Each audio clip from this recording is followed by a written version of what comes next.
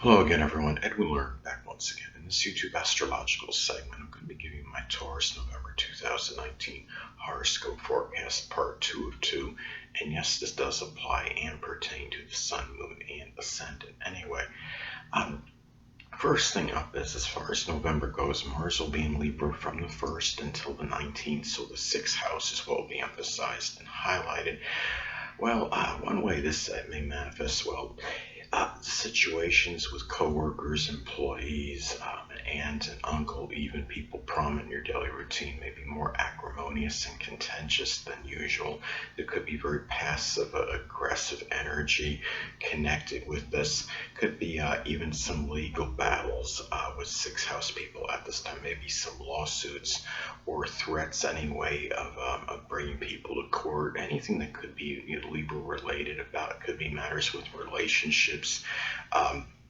Could also be at this time, Taurus, if you're unattached, you may connect with a Libra Sun, Moon, or Ascendant person. Could be for sexual liaison. Might be someone prominent in your daily routine, someone in your health life. It might be somebody you work out with. It could also be somebody that maybe you work with as well, or somebody you provide some kind of service to. It could also be a time where you might be putting a lot of energy and vitality into Libra, some kind of Libra employment. It could be something connected with art, like sculpting, drawing, painting, something with the law, such as working as a judge, a bailiff, an attorney, arbitration, energy into negotiation, compromise in the daily routine. Now, in some cases too, this could be Mars can be connected like with surgery and cutting. Some cases this could be some health related issues connected with Libra, such as something with the lower back, or there might be some injury to it at this time, or even some surgery associated with that, or even with the kidney area. So anyway, next thing up, well, Mars will be in Scorpio as far as November goes from the 19th until the 30th, so the 7th house as well will be emphasized and highlighted. Now, the situation at this time with people you're in relationships with, others in general, a grandmother, even business partners, may be more contentious and acrimonious than usual. There may be a lot of vindictive anger. There might be arguments due or anger expressed at others due to jealousy. It could be vengeful, angry actions, so just be careful as far as this goes, Taurus. It could also be a time where, if you're unattached, Taurus, you may connect with a Scorpio, Sun, Moon, or Ascendant person, or simply one that embodies Scorpio traits. It could be something that leads to a significant other situation, a marriage partner, this very sustained connection. It could also be somebody you might be in a business partnership with.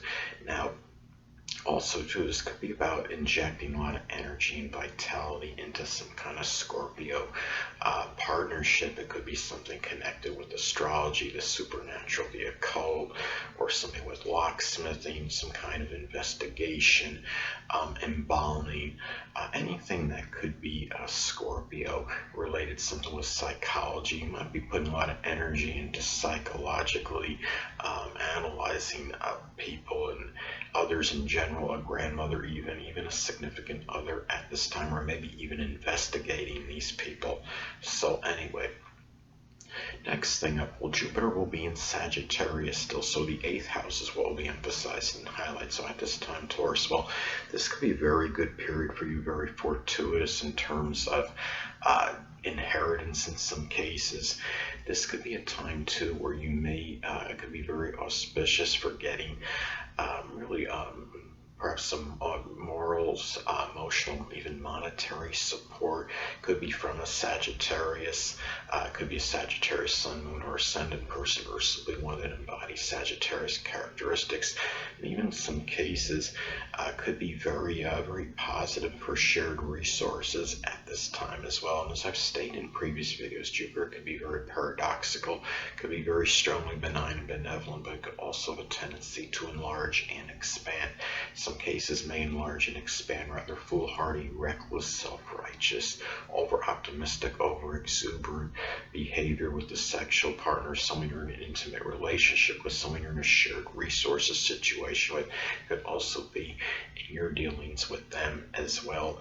Now, in some cases too, this could also be about a very good period for making a major change and transformation, perhaps through sports or athletics, given this is Sagittarius energy, or even through the outdoors somehow. It could even be a time to for you, Taurus, which could be, again, as I stated before, good for inheritances, but it could also be a time where it could be very fortuitous for leaving a Sagittarius type legacy, such as being very jocular, jovial, good-humored, um, expansive, exuberant, enthusiastic, and optimistic at this time as well, and also good for dealing with crisis situations, for simply just maintaining a positive outlook and trying to avoid propensity for worry. Sagittarius could be that what me worry energy. So anyway, people, the next thing up is Saturn will be in Capricorn still, so the ninth house is what will be emphasized and highlighted. So at this time, Taurus, you might find yourself dealing some restrictions and limitations in matters with higher education, publishing, but it could also give structure and discipline, and even it could also manifest in working laboriously with a lot of consistent effort in ninth house matters such as religion, higher education, publishing, your dealings with in-laws, grandchildren even. But at the same time, this could also manifest in some cases where you might be dealing with having to take care of a sickly or debilitated in-law or grandchild. It could be something Capricorn related, such as something with the knees, the bones, the joints, the hamstrings, maybe making you feel somewhat despondent and melancholy at this time.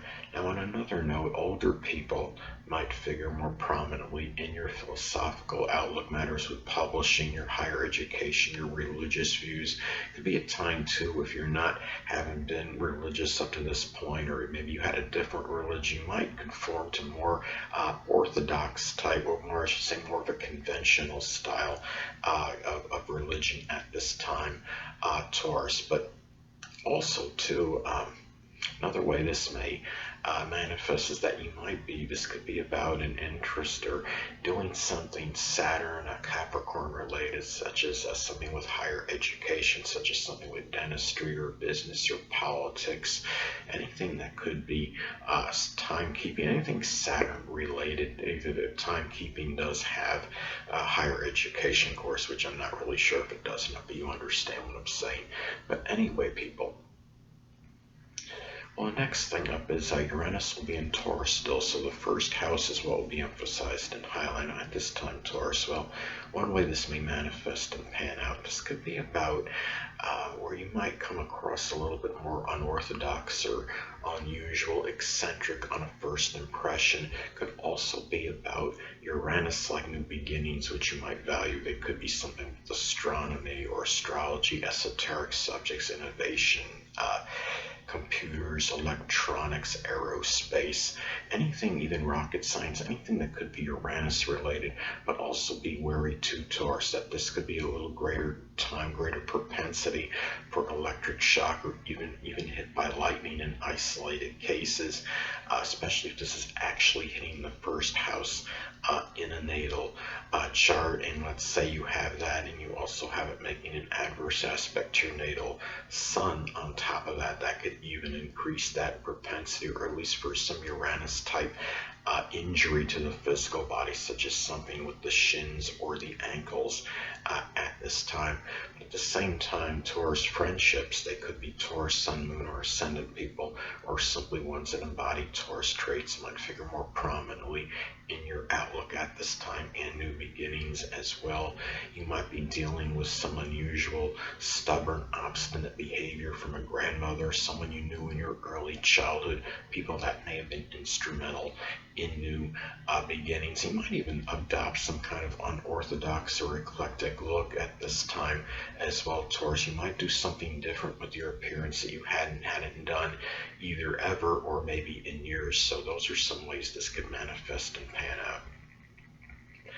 Well, anyway, next thing up is Neptune will be in Pisces still, so the 11th house is what will be emphasized and highlighted. Now, this again, another thing that could manifest in a multitude of ways. I'm having this actual transit right now in my intercepted 11th house in my chart. Now, this could be about the dissipation or dissolving of friends, of acquaintances. You might feel that your future is a little bit nebulous and unclear at this time as well, Taurus. But on a positive note, this could also be about Neptune, like goals and aspirations such as the metaphysical, which includes astrology, something with spirituality, poetry, dancing, chemistry, photography, anesthesiology, illusions such as aspiring to become a magician, anything that could, special effects, anything that could be Neptune related. But you may also be dealing with more deception, duplicity. It could be from stepchildren, if applicable, from friends, acquaintances, people that are prominent in groups, clubs, organizations. And keep in mind too, when you're talking about Neptune energy, this could also be about where whenever Neptune is hitting our chart, often it's more lethargic energy. It's where you might actually feel more like daydreaming and fantasizing in this case about attaining goals, aspirations, reaching toward your future, your dealings, doing things with groups, clubs, and organizations, as opposed to actually doing things, taking action with them, and especially if this is making an adverse aspect to your natal Sun, Mars, or Ascendant at this time. And keep in mind too about be guard against fraudulent organizations and groups, clubs, friends, acquaintances, even stepchildren. Things may not always be as they appear when you're talking about Neptune energy. But last but not least, Pluto will be in Capricorn still, so the 9th house is what will be emphasized and highlighted now. And I know a lot of you don't want me to say the dreaded D word, but I'm going to anyway. In some cases, this could be about the actual or literal death of an in-law or a grandchild or somebody you might know well at a religious congregation, a college, university, somebody, a foreigner you may know well. It could also be about the transformation of philosophy at this time or religion. You may be dealing with power struggles, upheavals with foreigners, people in religion. It could be maybe people you know that are publishers. But on a positive note, this could also be about doing something Pluto related as far as publishing or higher education goes. It could be something like insurance or something like transformation, such as rebuilding vehicles. It could be something connected with astrology, occult, supernatural, surgery, anything, a death profession, such as doing something with either publishing something connected with embalming or going to school for, or being a coroner, anything that could be Pluto related at this time. So anyway, people, that will conclude this YouTube astrological segment. And until next time, people, Edwin Learnard saying stay well.